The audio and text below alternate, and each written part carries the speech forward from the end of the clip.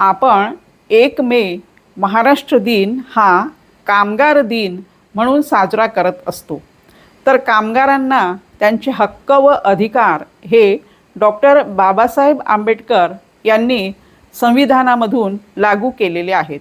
तर ते असे आहेत की कामगारांचे कामाचे तास हे 12 तासावरून 8 तास करण्यात आले।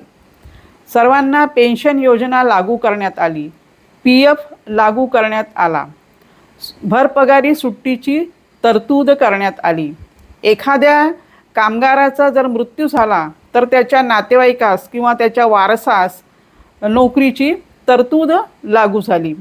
महिलांना भरपगारी प्रसूती रजा, समाज मान्यता, संप करण्याचा हक्क, स्वतंत्र नागरिक असण्याची ओळख आणि CL, EL, PHL सर्वांना लागू करण्यात आली।